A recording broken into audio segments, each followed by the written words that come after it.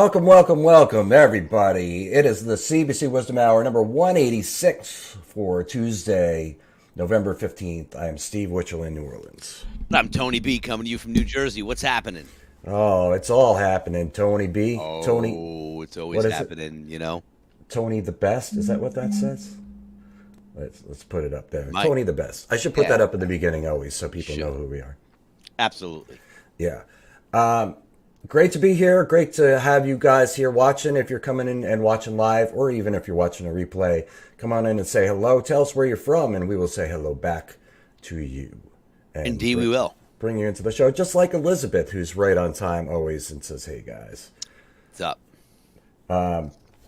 Follow us on. We're streaming on the Facebook page, the Cover Band Central Facebook page, Cover Band Central Facebook group, and the Cover Band Central YouTube channel. Follow us on YouTube. The link is in the description. Click that link and subscribe, and you will know, just like these people, when we go live, like Donna You'll be in the know. in New York, and Andrew says, "Hey now, hey now." Hey now. Also, we're running a contest, Tony, a giveaway contest. Did I tell you Yeah, about this? let's hear all about it. Steve, what are you giving away today? Well, all for the rest of the year, we are giving away Hercules brand items that are very useful for your live shows or your studio work, or you're just sitting around, goofing around, whatever. Hercules makes killer guitar stands, the best in the business, the strongest, the sturdiest, lightweight, but still very quality construction. And it's something you should have in your arsenal. So this month, November, we're giving away one each week. We're giving away a smartphone holder from Hercules. There it is in the box. One a week, kids. One a week. Brand new in the box. For a month. And how do you enter that? Go to coverbandcentral.com/contest. The link is also in the description for that. You can enter that contest there. It is free to enter. You just need a Cover Band Central an account on the website, but you don't get spammed with any email or anything, and it's simple to do. 1, 2, 3, you're in, and enter, and you could win. There's been a bunch of winners already. Giving away 2 more this month, one a week, and then in December we got a big item for Hercules. I can't wait to tell everybody about this one. Oh boy, we can't wait to hear about that, Steve. But affiliates, executives, and non-affiliated government members are not eligible to participate in the contest in 2022. Thank you. Got to always give the disclaimer, Steve. Otherwise, we're liable. That's right. Kevin's in Milwaukee. Hello, Kevin. What's up, Brian's in Mississauga. Yeah. Mississauga. Mississauga. I don't know what that is. Donna just said ice. I don't know what that means. Chris is in Kentucky. Boy, howdy. Oh, she meant nice. That's what she meant. Okay. Yes. Nice like a lemon ice. Thanks, Elizabeth. We do love the humor too. We do love laughing at ourselves and laughing at each other sometimes. And Yeah. I'm just An not hour of taking laughs. things in the general sense too seriously. Although Really we do can't. take Don't some take things yourself too seriously. seriously, Steve. That's why I'm the best. That's right. Kenneth is in Morels Inlet in South Carolina. Very nice. Probably has a boat. I don't know. Yeah, we were off last week because you were under the weather, but Yes. But you just said you played Sunday, right? Played Sunday. Played great. Sang great. Felt great. Yeah, I don't know. My throat was scratchy, and then I took a COVID test a couple times. I was negative, and I lost my voice for a couple of days. Then it came back on Saturday, and I rested it, and voila, here we are. Very good. I'm back in action. And how was the gig? What was it Ready about? to talk. It was Tin Barn Brewery indoors. It was very cold out, but it was a good turnout. We're back there again for their Christmas show tree lighting extravaganza. Ooh. December 2nd. Yeah, fun place. That's the place I sent you the video from last week with the 30-foot ceilings. So Right. you throw the drumsticks very high for added entertainment. Shout out from Biloxi. Steve, right in your Biloxi. backyard there. Biloxi, Mississippi, yeah. Susan. Look at that. So, all right, so So that was When- it. I only played one day this weekend, and I only played 2 sets for a total of almost 4 hours worth of music. So we played like 2 hour and 45 50-minute sets with a break in between. Wow. Yeah. I remember those days. Yeah. How about you, Steve? Well, before we get to that, I have How a many, question now. how many You're doing it. hundreds of sets did you play this week? Yeah, you're doing the gig this December 2nd. You said Christmas tree lighting. Are you going to be playing Christmas music? Yeah. That's my question. Yes. And how many songs? 4. What songs? Father Christmas by the Kinks. Okay. Santa Claus is Coming to Town by Bruce. Okay. Jingle Bell Rock by Hall & Oates, remade version of the same original version. It sounds very similar to the original version. Okay. But maintains the spirit of Christmas. And then I think it's Hope You Come Home for Christmas by the Eagles. It's kind of a slow Christmas ballad type song. Departure from like Rocking Around the Christmas Tree and all the other normal Christmas classics, you know?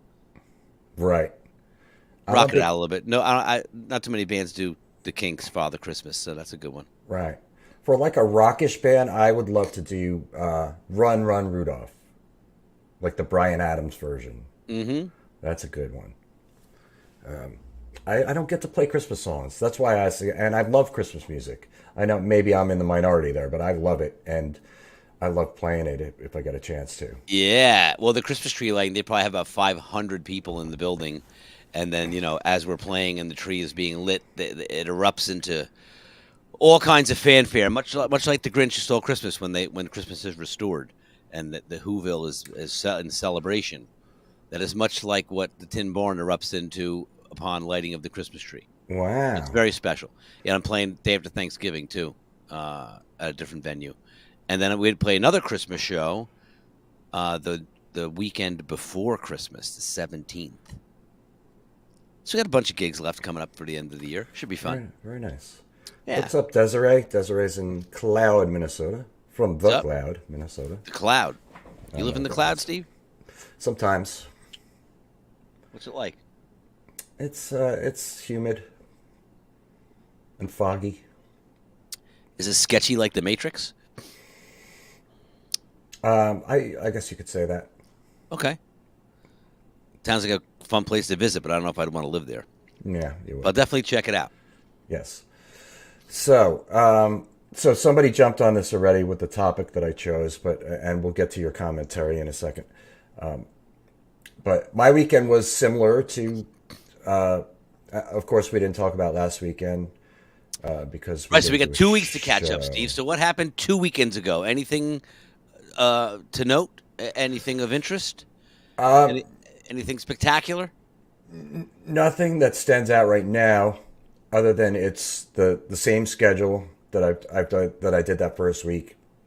I've done the previous 2 weeks now. Which same players, same lineup, same essentially, yeah. I'm playing during the night on Friday on Bourbon Street at a club called Fat Cats with a band called Rock Box, and we play 8 sets on a Friday night. Yeah, set is 45 minutes, so we play 3 hours, take a half-hour break, play another 3 hours. Nice. And Saturday, I play during the day with at a club called Bourbon Bandstand, 2 to 6:15, 5 sets, and then go over and I play the night gig with Rockbox, 8 sets, so 13 sets. And then Sunday, I do both gigs as well, but it's only 6 sets at night rather than 8, so 11 sets on the Sunday. So that's what I've done for the last 2 weekends. It is exhausting. It is, but I mean, I've been able to get through How many it. sets on Friday? Friday is only the 8 sets. So you got 8, 11, that's 19, and then how many on Sunday? 13. 13, 11, and 8. Right, 32 sets. Nice. Which is, and it's approximately 10, it's approximately 10 songs a set. I played 32 sets of music So from Friday till Sunday evening. Yeah. So Awesome. Approximately 10 songs a set, so that's 320 songs In 3 days. in 3 days. It's like being on tour almost, you know? It's more than being on tour. How is it, Steve? Yeah, because when you're on tour, that is true. You might play like 2 nights in a row, but then you get a night off. Then you might play 2 nights or 3 nights in a row. You might get a night off. You might play a night and have a night off. So the most you're playing is like 3 or 4 in a row. Yeah, But even with that, you have the whole day to rest up for the following evening. right. And on tour, you're playing an hour and a half, maybe 2 hours set. For Yeah, like depending. maybe even three Yeah. at the most. It's boot camp for musicians playing on River Street. The first week I was having back issues, and then I consulted the Cover Band Central group to find some advice from bass players, lower back issues, and I got some really good advice, which I followed. Using wearing more comfortable shoes, more cushiony shoes, getting a wider strap for better weight distribution, stretching. I had been doing that anyway, and really just followed those two, and that did help. I still was feeling a little bit in the back, but not nearly as much. So that was good. So would you say you're acclimating to your new mega set weekend gigs, and in a month from now it'll be like no problem? Or do you think just because of the sheer volume of effort in such a short amount of time that I would think you'd get conditioned to it after doing it for a little while, like anything else. If you exercise within a couple of months, you're upping your weight, you're increasing your resistance, you're spending more time on the bike or the rower or whatever you're doing. Your body adapts. So tell us, Steve, is your body adapting to the life of a 32 set a week musician? I think so. I think I'm getting more conditioned to it and acclimating myself to this, and it's really psychological is the heaviest. Yeah. Because obviously physically I'm able to do it, but when I break it down into, okay, it's Friday night, we're just doing the one thing, and then I go in Saturday, play the day gig. Saturday is the longest day, but it's the hump day, so it's like, okay, once I plow through this hump day, then it's easier on Sunday. Still 11 sets on a Sunday, but at least it's like that's the home stretch. I know it's going to be done at the end of the night. We're done at midnight, and then I'll be home 1:00, 1:30, and that's it. Then I have the next day off. So yeah, it's just really kind of adapting to the whole psychological aspect of it and saying. And here's the thing, and I guess we probably talked about this already, but when I'm done with the first gig, the day gig, and I literally am walking across the street to the next gig. It's a one-way street, Bourbon Street. Yeah. I'm walking across the street right there to the next gig. So when I walk in there and I bring my stuff over, it's a brand new day. It's a brand new band. It's a brand new venue, brand new perspective. So it's just like kind of starting the day again to me. So I'm not thinking of it like, oh, I just did 5 sets. It's just like, okay, here we go. Brand new thing. And that's my mentality there. And I think that helps me get through. And there you have it. Yeah. But now there are issues that I'm dealing with that band. And I am a sub for this band, but it's going to be for an extended period of time. However, I just spoke to the bass player who it's his job normally. I spoke to him today, and he's going to come back and do a couple weekends in December, just Friday and Saturday. So I'm still going to do the Sundays. So the first 2 weekends of December, he's going to do Friday and Saturday. So that gives me quite a bit of a break. And Thursday or Thanksgiving weekend, we're off completely. Like both bands were off. Oh, wow. So I'm going to have some time after this coming weekend. I'm going to have a big break. Really, I'm still going to do the day gig, but it's going to be no Friday and Saturday night for 2 Just weeks. Saturday, Sunday day. Saturday, Sunday. Well, Sunday night too, but not Friday and Saturday night. Oh, okay. So that's good. I mean, I'm kind of getting ahead here with everything, and I got a pedal. Did I tell you about the pedal? Probably No. not, right? Tell us about the pedal. Pedal. So this can go into the topic, which I titled this Authenticity, and we probably talked about this before, Tony, but about wanting to replicate songs as close as possible to the original recording versus wanting to make it your own. And I've written an article about this. It's on the website. Anybody wants to see it, coverbandcentral.com. But I'm seeing this in a new light now, because with Rockbox, they want me to play as close to the recording as possible, And not only that, they want my tone to be as close to the recording as possible for each song. Now I'm playing 80 songs in a night. A lot of different tones there. That's easy. Maybe. But I've never been one to use effects. That's not my thing. And that's a probably mistake on my part for not really kind of getting into it and working on my tone better and using effects and things like that. But now I'm kind of forced into that situation because they're like, well, you need more compression, like, for at least compression. And so I went and got a multi-effects pedal, and I've been messing with it, and it definitely sounds better. Just the factory patches in there sounds better. Sounds better than just plugging straight in the amp. Yeah. But now I have to learn really how to create my own patches, and that's a challenge, and it's going to take quite a while to do that. Because, I could do it here at home with headphones on or through an amp or whatever, but then when I get in the room, it's a different story. Yeah. And my opinion with this is that they're being a little bit too nitpicky with me about that. And we've discussed it, so I'm not saying anything new here. But I'm willing to, since I'm a sub, I'm willing to come in and do the job that's expected of me. And this is a good learning experience for me too. But I still think that I don't think it really, really matters at all what my tone's like to the people that are coming in there and buying drinks and watching the band. No, but it's something you haven't done before. It'll stretch you. You'll learn something new. And you may end up improving your sound at the end of becoming at it, where you might say, hey, you know what? I did write this killer patch, and my bass sounds the best it's ever sounded. Because I can tell you that when my youngest son, Cole, played, when he was in high school, he played this coffee house, and he had bought his first bass, which was it was a Fender Jazz. It was a Squire. It was a knockoff, right? It wasn't American made, but it was a Fender, and it sounded great. And he bought the Geddy Lee pedal, and he messed around with it for like 2 weeks. And when he played the coffee house, and I backed him up, and we did Red Barchetta, and his bass sounded exactly like the record. Right. He was able to mimic the sound. He got Geddy sound with the Geddy pedal, to the point where people commented on it and said, wow, can't believe you got your bass to sound like that.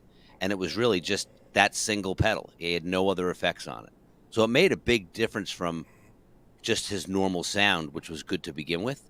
So I'm a total, proponent of that, even to the point of, for drummers, if you have the luxury and you have multiple drum sets or multiple snare drums, you'll find that certain drum sets or drums will clash with certain types of music. Like, for example, the band I play with now, I have a 1962 Gene Krupa Slingerland snare, has that classic sound. It's got crack, but it's not that type of rock metal snare that just cuts through the mix and you hear it like, wow, you know what I mean? It's just there. And no matter how hard I hit it, it doesn't get that much exponentially louder in volume. So it works great because it's controllable, it's wood, and it has a very warm sound. Now, if I was playing with a more aggressive band or a heavier band, then I would use a different snare. Like when I play with Weisenheimers, I used to use a Gretsch kit, which was, they were maple, they were bright, but they were dark. And the snare had a lot of punch and a lot of crack. So it worked good for that, for that mix of music.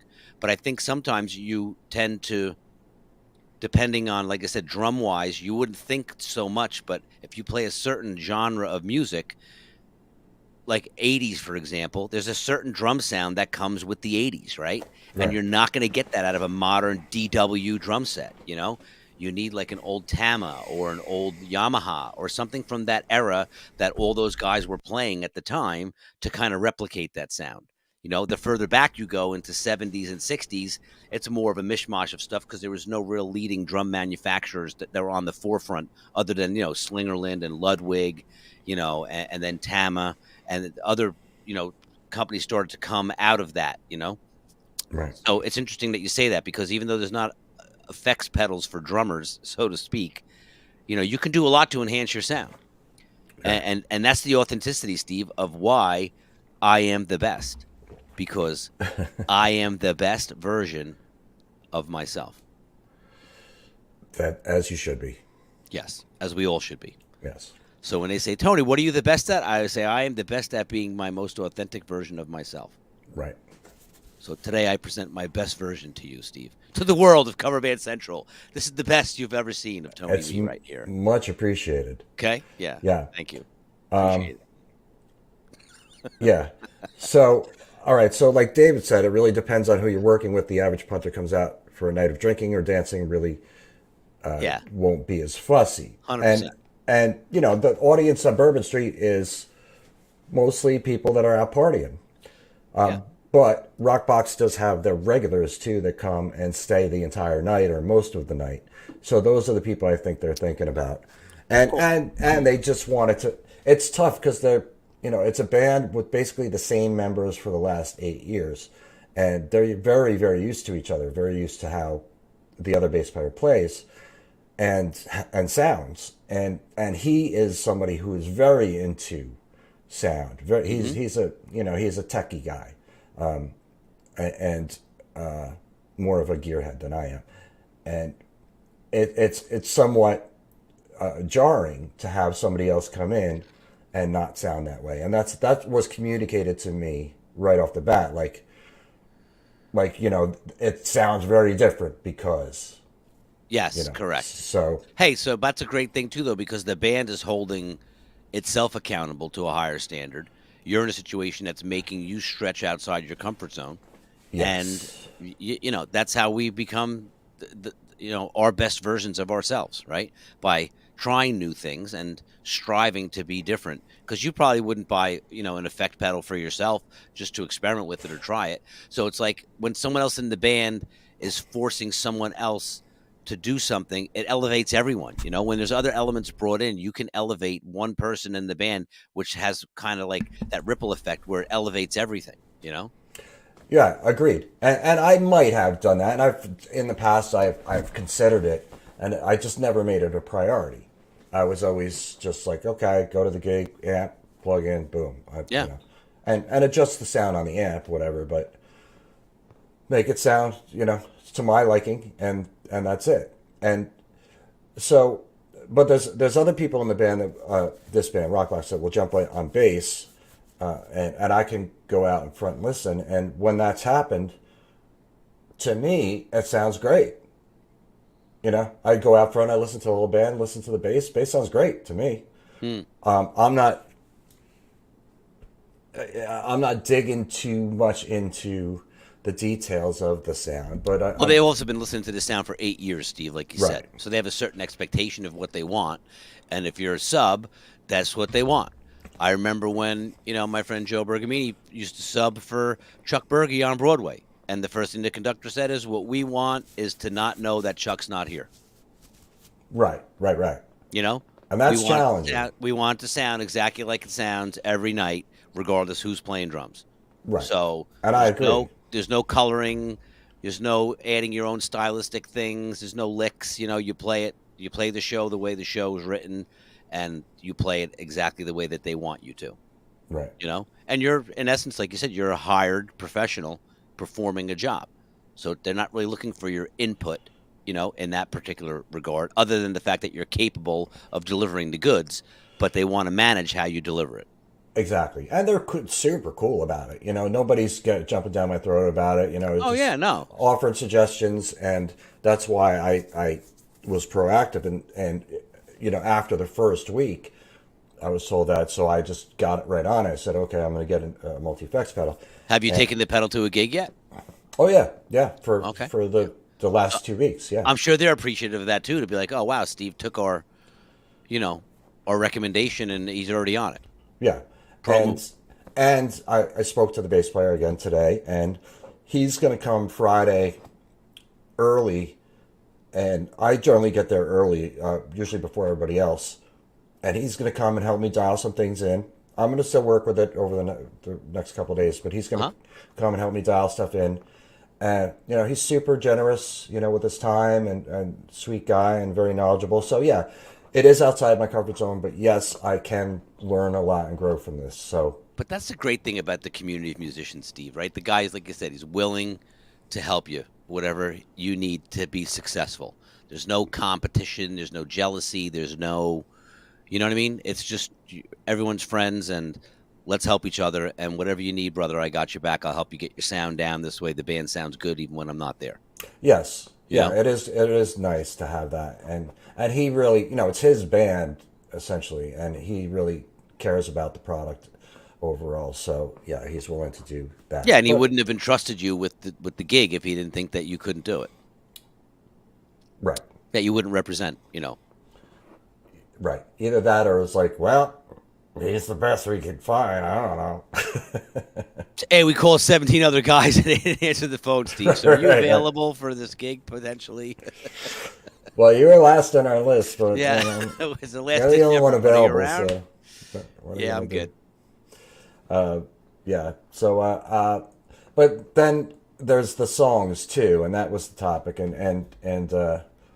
So Terry said, key vibe. He said, too close a copy that you're not a cover band, you're a tribute band. Nothing wrong with that, but now you are no longer representing yourself. You're doing an impression. So I mean, there are songs that I learned, and I'm sure this is true for you and many other people that we learned as kids that we've never revisited. We've probably heard tons of times, but never revisited. And so there's a difference between learning a song and studying a song. So I've gone back. I have this list. I don't have it where I can show you, but the list of all the songs for this band, including songs that I would think, oh, I know that song. I don't have to listen to that. I know that song. But then I'm like, do I? I'm playing it with the band, and I'm hearing, like, nobody's saying anything in particular, but I'm hearing, like, parts like, oh, wait, is that right? Am I sure that's right? So I made this whole list of all the songs, and I use a program called RipX, which you can down any MP3. You can get MP3. You put it in this program, and it splits up all the instruments, so I can solo Oh, yeah, out the kind of like bass. Moises. Yeah, Same thing, same app, kind of app. yeah. So I've been doing that with songs that I would never think that I need to go listen to again. And have you discovered any hidden gems? I sure have. Dissecting? I sure have. This brings us back to episode 72 early on, where we talked about you played a song and you're sure that you've been playing it this way for 20 years. And then you go back and listen to it and realize that, I'm not playing it exactly 100% correctly because there's other things there.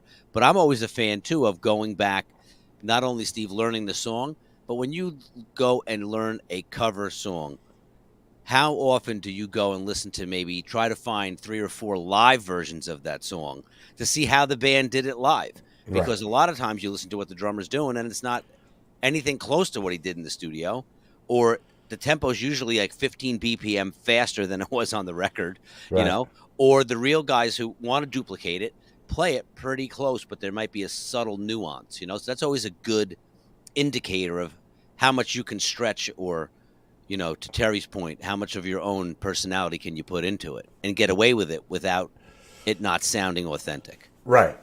Yeah, and I did that. There was one, Stone in Love was one that I learned early on, when I was 15 or 16 years old. I learned it off of the cassette by Journey. And I've played that hundreds of times, that song. It's a great tune. It's a great song. And it's a great bass line at the end. And I've probably mixed up the end before, like, does that part goes first or that part goes first? So I went back to listen to it again. And then I saw a live version on YouTube. I was like, let me watch this live version from, like 81, 82 when when the MTV videos were showing. And like Ross, I don't know how to say his last name. Valerie. He's not like in the chorus. It goes, and he's not doing that live at all. And I thought that's weird because that's a really signature part of that song and the recorded version of that song on bass. And I just found that very strange. Like, why isn't he not playing that part? Well, that's probably right before he got kicked out of the band, probably. And if you watch the next live video with another bass player, that guy's probably doing it. Right. So, but Well, again, maybe he just didn't feel like doing it, or these guys have played the song so many times that they just, they mix it up or they play things different a little bit. yeah, I mean, it's kind of like the signature guitar solo. Do you do the guitar solo exactly like the solo? You're supposed to, right? If you're in a cover band and you're doing "Sweet Child," you're not going to improvise, right? right. People want Sweet to hear child. they want to hear the solo. Yeah. So I don't know if that's being a tribute or if that's just authentically reproducing something that people are expecting to hear that's a signature part of the song. Yeah, and I think, and I'll kind of echo what RJ's saying here. He says, stick to the DNA of the song, give it your own flavor of tones. If you're not a tribute, of course, Yeah. unless the original artist may have done a cool live version of the track. And I agree with you about watching different live videos. So I'm going to be doing that more with this entire list. Like this is now not me learning. This is now me studying these songs because Yeah. these are the songs that this band plays. That's not going to change all that much. And I'm going to be playing with this band for quite a while now. So I'm going to study them. So I got this program, ripping these tracks, the MP3s, splitting them up, listening to the bass track by itself, and then listening to the whole track with the bass boosted, and then going and watching live videos too, because it's like Yeah. not only the parts playing the parts right, but is he playing with the bass player playing with a pick? And usually on the recordings they are. For the clarity, yeah. Yeah, and what kind of tone, what kind of bass is he using, what kind of amp is he using? Is it just going direct? So all those things, like really studying this stuff. But the funny thing is about bass too, and I've had this experience playing in the studio. When you listen to the isolated bass track, often it sounds very sloppy. Mm-hmm. And like even like when I've recorded in the studio, like I'll play the bass track and it sounds like it's tight with the drums, and then you play the bass back by itself and it sounds off. Right. It sounds like Then it's they not compress it and they tighten it up and they, manipulate the tone and it sounds more in sync to what you think you heard. right. But even some of these tracks that I'm listening to, these MP3s, and listening to the bass soloed, it sounds sloppy. It Yeah. just and it's like, what note is he playing there? Well, he's kind of just skipping over a note. Uh-huh. He is playing the F sharp kind of, but he's playing the G too, and it's not evident when you listen to the track with all the instruments, and when you're listening to it isolated, it's like, okay, like how do I genuinely authentically replicate this sloppy Yeah. note, like I mean, But it's almost like for a drummer, if you're playing a Police song and then you're playing a Lenny Kravitz song and then you're playing a Stones song, you have to adapt to three different stylistic, impressions that you're going to have to bring because Copeland plays a certain way on the Police where you're going to be really on top of the beat, and you're going to really be driving. Whereas Cindy Blackman plays with Lenny a lot more loose, and back in the pocket and real sloshy hi-hats and not real like distinctive articulation of precision, right? It's just more like it's a sloppy, but it grooves, so you right, can't play it like tight, and then same thing with Stones. It's just kind of like very very relaxed and non-aggressive, just very much, tempo wavers. And it's just like, so you take those things into consideration when you're playing the song. Like, how is Charlie playing this Stone song? Not how is it going to sound with Stuart Copeland playing it? You know what I mean? You have to mentally like adapt to the song and say, put yourself in that drummer's shoes or think of things stylistically that they're playing in the song that are key things you want to remember you got to do. So Charlie Watts is a good example because if you were playing a Stone song, where Charlie Watts often would not play the hi hat when he hit the snare. Mm-hmm. Even if he's playing eighth notes, he would Yes. it would stop the hi hat when he hit the snare. And I don't know if that was a stylistic choice or if it was just something that he wasn't able to do. Like I can't play them both at the same time. So when you're playing a Stone song, do you do that? Do you omit that eighth note? Yes, I do. I do try to think of that because and listen, I mean, if I was in a Stones tribute band and I was analyzing and dissecting this song like I would chart it out and then I would play it exactly that way because he may not do that every single time. You know what I mean? He might play two measures a straight time, and the third measure he's not doing it. Then the fourth measure he doesn't do it on the on the 4, but he plays it with together on the 2. So it's not like a consistent thing. You know what I mean? It's almost like perfect example. So we're doing Love Lies Bleeding, Elton John, Excellent song. right? Yeah, great tune, right? Yeah. And when you listen to the way that that Niles plays the parts, it's very avant-garde. There's almost no crash cymbals. There's two hi-hat tracks, and a ride. So when he goes to the ride, the hi-hat track is still playing because you can hear it going bzz, bzz, bzz, and he's going dun, dun, dun, dun, dun, like he's doing a build with the floor tom and the snare, and the hi-hat is still hitting the bam, bam, bam, bam, bam, those accents with it. So you can see they manipulate it to sound a certain way, but he doesn't play it straight. You know what I mean? Every measure's different. 1, 2, dun, dun, Right, boom, right. boom, da, boom, boom, ba, boom, boom, boom, ba, boom, boom, ba, Right. boom, boom, ba, ba. It's like a rhythm to it, and it follows the bass. So I remember Dennis Chambers saying, if you're not sure what to play, just listen to what the bass player is playing, and that's what your bass drum should be doing. So as soon as you dissect it and call on your memory banks of other ways to look at something from a different perspective, then it clicked where I was like, I don't even have to try to figure it out, because if I just listen to what the bass line's doing, it's like all of a sudden the light bulb goes on. You know what I mean? You're trying to figure out exactly what he's playing, and then you listen to what the groove is after you listen to the song a bunch of times, and all of a sudden it clicks, and you're like, now I understand how he created his part to go with the song. So I think Right. when you have those types of moments when you're learning a song, it makes it more authentic for you, because you're not learning a part.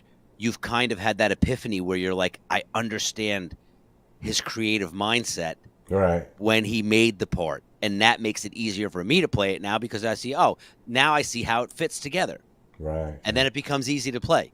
And I always know that myself, is like, I'm not comfortable playing a song until I get to that moment, and typically it's pretty quickly, but for that song it took like a week of listening to it before it actually clicked, where I said, now I got it. Just different stylistically than other drummers you would normally play. He's just not a 2 and 4, And Abacab, we're doing Abacab too. Great And song. same thing. Phil creates a great drum part, and he uses his bass drum to accent certain things, but you really have to listen to what's going on, because it's not straight ahead. It's constantly changing. But very cool. And you can, again, just get in his mind, because he's the singer and he's playing, and you can hear he's very consistent in the way he does the fills, and he's right on top of, so stylistically, again, you just try to draw from that and say, well, let me try to bring some of that spirit to the song, and at least, recreate that. Yeah, it's kind of about the spirit. I wonder how many cover band musicians, though, do this and go through all this thought process even. That's why we're talking about it, Steve. We're here to bring wisdom. Right. Come on. So Tom said there's something to be said for both approaches, if not exact but close. Some may hear that as a subpar attempt. Might as well change the arrangement at that point. I mean, I'm of the thought that you can come close to replicating a studio version, but you're never going to do it exactly that way, because it's a different animal, playing in the studio versus playing live. They're just different things. David said I always learned the song from the studio version. That way, when we played it live, it became ours. And yeah, I mean, definitely want to learn it from the studio version, but I think you have a great point, Tony, about listening to different live versions, especially for bands that have been around for years. Like, listen to their version from the 80s, listen to their version from the 90s, and then so on, and with possibly with different band members. Like I saw Foreigner announce today that that's it. They're going to wrap it up after this last. This is the last tour. And they've been touring. Is Tishy playing with them Basically again? nonstop. No, not right now. But they've been touring basically nonstop, for years, and it's Like maybe I think it's one or two original guys. just one, Mick Jones. Yeah. But he's not always there, so sometimes you go see Foreigner, and it's And it's- nobody from the original band, but they're calling themselves Foreigner, so they're a Foreigner tribute band. Yeah. But they sound great. Kelly Hansen's been singing for like 17 years. Yeah. And he's great. He does a great job with the Lou Gramm. Hey, you know what's funny, dude? Sometimes you look at that and you say, man, he's been singing with Foreigner 17 years. He's in the band longer than Lou Gramm was. You know what I mean? It's like some of these guys have lasted the original guys. They came as a sub, and then they stayed longer than the original guy. Right. So do they become the new guy? I mean, they'll never replicate the original band, obviously, but, Well, it's Hey, about the songs, though. Who sang the Yeah. song originally? And it's all Lou Gramm. There's no new Foreigner songs with Kelly Hansen. If there are, there's none that are, hits. No, but of course, because Lou Graham's that identifiable voice, as is a Steven Tyler, as is, many singers, right? When you hear their voice, you instantly know who it is. Right. They have a certain sound. Yeah, and this kind of, RJ, kind of what we just said. Also, when you're covering a band that's been around 4 or 5 decades, the evolution of that song seems to have changed Yeah. when they play it live originally. Try to keep up with the studio current live mashup. Oh, that's a good idea too. Yeah, that's songs are living, breathing entities. They evolve over time, and it's important, I think, to have the personality of the person that's playing it in it. So I feel a little. I'm currently, and this will change, I think, but I feel currently a little stifled with Rockbox because it's like, no, play it like this instead of play it like you. It's no, play it like this, sound like this. So, and again, that's not going on the entire night, and that's not, and it's not being presented to me that way. But that's the way I'm taking it. It's like I can't really be me as much as I want to be with these songs. But again, it's a good thing. It's out of my comfort zone, and it's going to teach me some new things. And to that previous comment, yeah, I think it is important to learn the original version, kind of go to the well and understand the song. And then you can go listen to live versions and later versions and iterations with other members in the band. But at least you get the original, because that's what people are going to relate to, Yeah, that's what people care about, really. Yeah. And I wrote the article about it. It's on the website.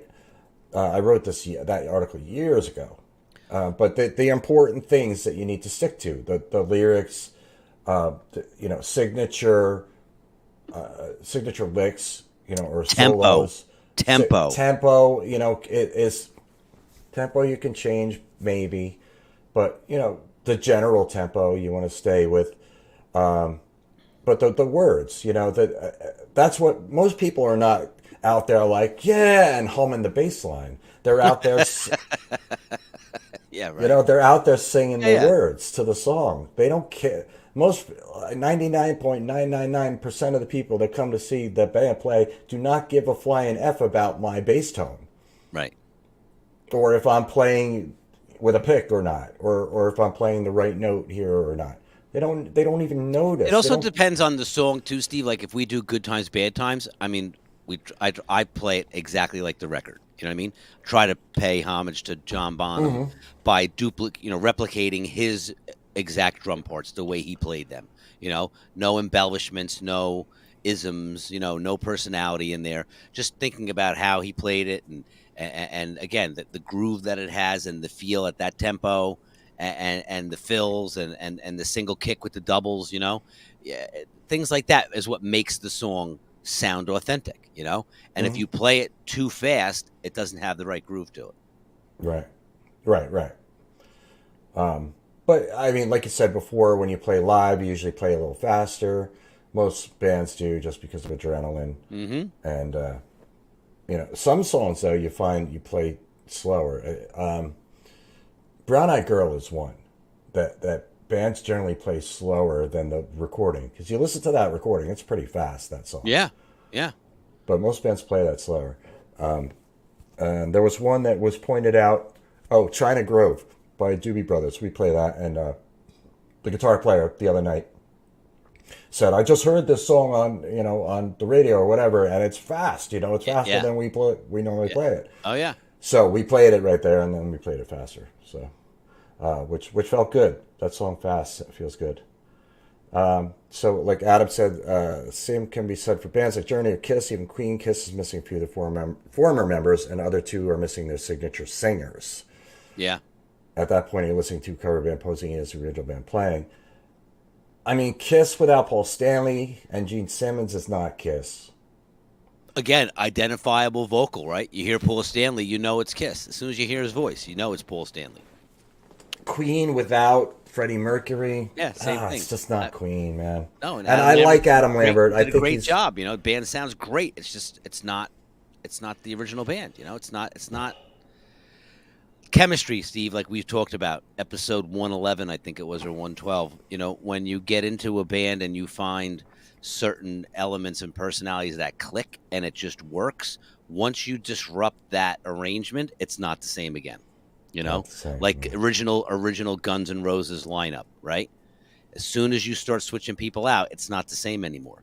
It can be equally as good, you know, but just different feel, especially drummers, like when Matt Sorum joined Guns N' Roses right after Steven Adler left or got kicked out, that album was a great album, but it was a different sound, it was a Right. different type of energy driving the band, you Right. know, from the original, group of guys that lived in a house together and lived and breathed the dream and then saw it come to reality, and that's what you see with a lot of these bands. Like that's what brought them to that point, and even Maiden with Dickinson has been a good example of that for how long they've stood in the testament, right? After Paul Di'Anno left and then Bruce came in, it's been the same guys, Yeah, I mean you they know? added Yannick, whatever his name is, Yannick. Yeah, but I mean Steve Harris, Steve Nico, Harris, Dave like, Murray, Adrian right, Smith, right.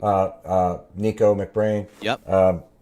and yeah, there's certain bands that change, like AC/DC. Bon Scott died, Brian Johnson comes in, but then they put out Back in Black, which is one of the, there you go, one of Yeah. the probably one of the best rock albums ever made. Right. So he's considered, but to me, it always comes down to it's about the song. Like this guy mentioned about Journey, and they've had forget his name, singing now for Journey for quite a long time, and it does a great job and sounds kind of like Steve Perry. It can hit the notes, but when it comes down to it, it's about the song. It's about the song. Nobody, like people that are in their 20s going to see Journey now that weren't alive when any of these songs were recorded, know the songs. They know Don't Stop Believin'. They know Stone in Love or any of the other Journey hits. They don't necessarily care that it's not Steve Perry. That's Right. why Journey can tour all the time. You know? Yeah. But But then yeah, you like have, you said, but the magic of that, writing those songs would not have happened without those five guys being in a room together. right.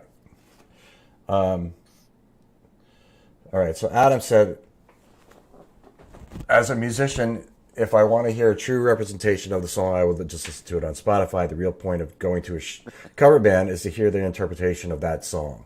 Sometimes that is way more enjoyable to hear what other musicians are doing with it instead of just hearing a copycat or clone. And I really agree with that because I Yeah, think me that's too. because a song is a piece of art and it is subject to interpretation. And that is the beauty of art, is that it can be translated into a different thing. It could be and channeled. And it's in the moment too. It's different tomorrow night than it will be tonight. Right. Yeah, that too. Like, I didn't play it that way tonight, that I played it the same way or the way But last it just night. happens. Some nights is just different than other nights, and some nights, you have different inspiration and you draw from different things. And some night it's easy and it flows, and some nights you gotta pay attention more than you normally would. And it depends on the night and how the band sounds, and sometimes it just all clicks and it sounds great right out of the gate and it stays that way. Right. So, Tim, I'm not going to put this comment on the screen because it's too large, but tribute band, he said he's less forgiving because he'd like to hear a song that is true to the original. And I agree with that. Tribute bands versus cover bands, and we could have a whole hour discussion of that too. Yeah, for sure. Two different animals, I think. But yeah, and tribute bands, it's kind of more too about the look because now you're representing one artist versus a cover band where you have to represent many Correct. artists. Yeah, like when So Mean Street used to do the Van Halen cover, right? The guy looked like David Lee. The guy looked like Eddie. They looked like the parts. Look at Bohemian Rhapsody, right? Like I mean, the Queen, right? When they took the Queen cover band for the movie, because the guy looked like Brian May. The guy looked like is that Roger what they Taylor. did? Yeah. Oh, okay. I didn't know that. I saw the movie, but I Yeah, didn't. those guys were a Queen tribute band that they utilized for the movie because the guy looked like Brian May. He could play like Brian May, right? I mean, he had to figure out how to act, of course, but he was, he had the talent and the look, and that's where they got him from. Right. So I think I remember a while ago too, Steve, maybe episode 89, you had that guy from Australia that was doing the Phil Collins thing. And he looked like Phil Collins and he sounded Right. like Phil Collins. And if you saw it, you would say, yeah, that looks like a clip that someone took of Phil Collins. Right.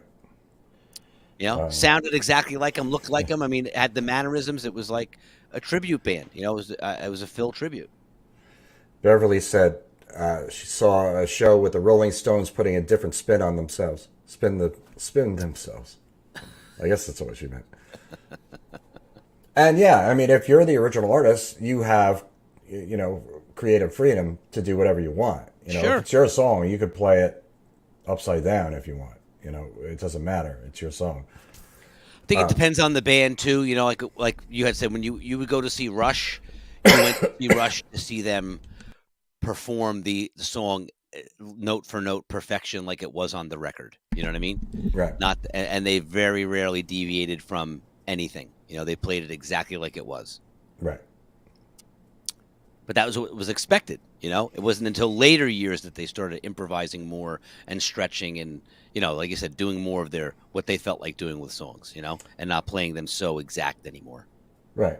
But it definitely depends on the band, the artist, the type of band, the type of artist, the musicians. I mean, there's so much to it that the debate about it can go on forever.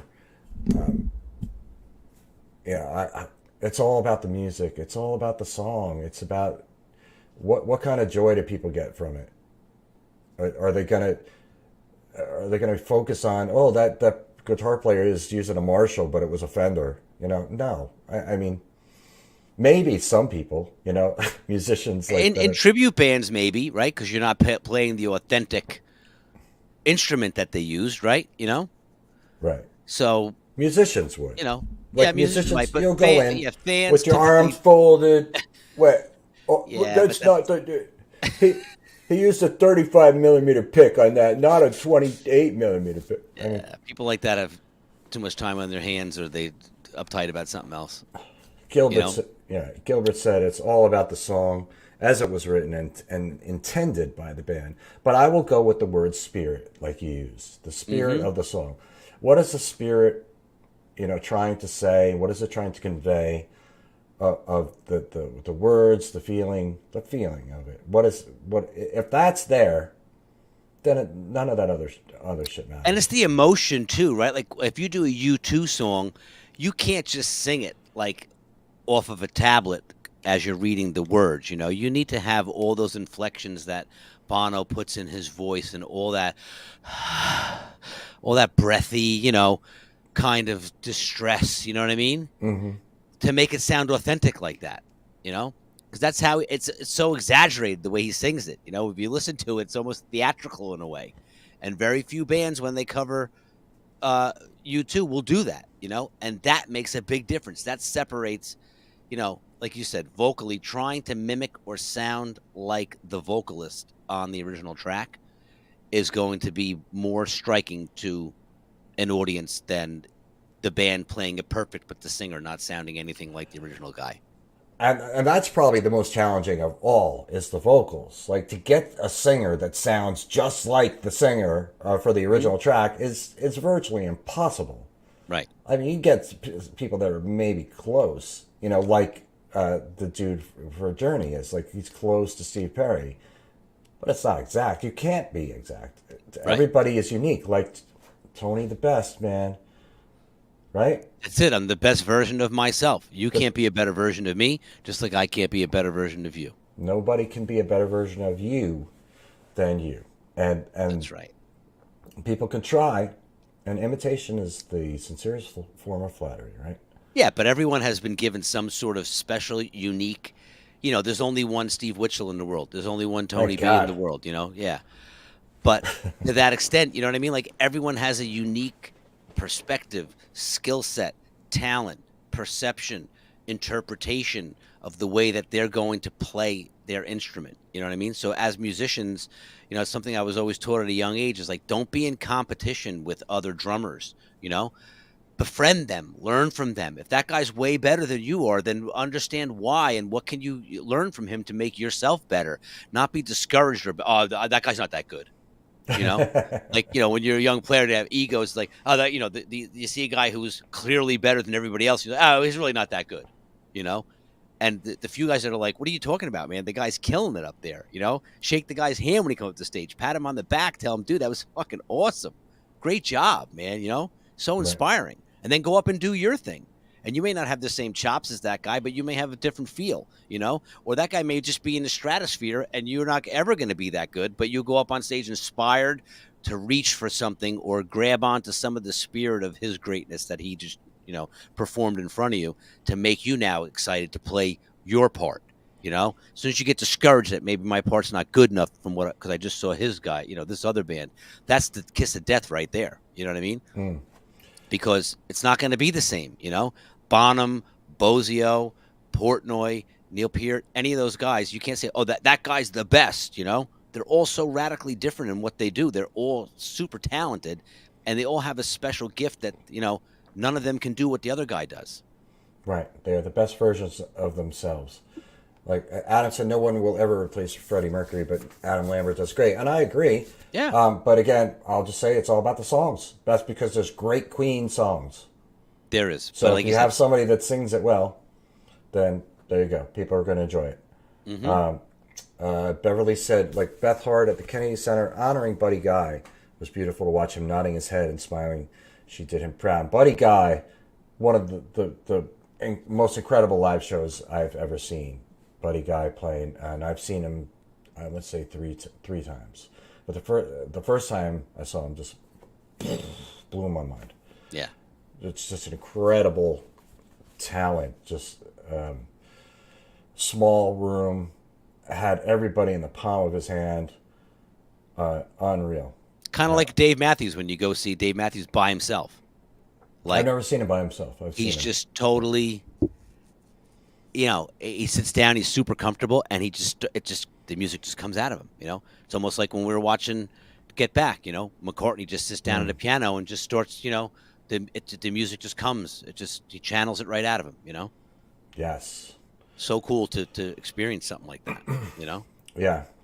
Good stuff. Good discussion. It's always a great topic to revisit. Where has the hour gone, Steve? Yeah, and I'm living it now, so it's something I'm thinking about a lot. And going back and studying these songs, I'm really kind of just at the beginning of it, so it's really kind of a good experience to do like what you said, go and get in the head space of these people when they recorded, and what were they thinking, and what were they really trying to convey. And try to adopt that with what you're doing. So it's fun, man. Yeah. Quite a crazy journey that I'm on and we're on and all of it. Enjoying every minute of it, man. Yes. Nothing lasts forever. So, yes. Your 85 sets a weekend will come to an end at some point. Yes. And you'll look back and say, remember when I did that, man? That was great. Yes. It's so much fun. Like joining coverbandcentral.com. Yeah. You could do that. More fun than that. Sign up for a profile for you, your band, or both. It's free. Coverbandcentral.com. Win one of these things. Smartphone there you go, holder from smartphone Hercules. holder, baby. Go to coverbandcentral.com/contest. Enter. I'm going to be honest with you guys. Not a whole lot of people are entering the contest, so you have a really good chance of winning if you enter. So go there. The link is in the description for that. Make sure you subscribe to our YouTube channel. The link is in the description for that. And any comments, questions, complaints, steve@coverbandcentral.com. And tell me how great Tony is. Yes, any compliments for Tony or cash for Tony can also be sent to Steve@coverbandcentral. Yes. Just put a note in there that it's for Tony. Yes. And next week is Thanksgiving week, but we will be here. So we'll see you then. Have a great week, everybody.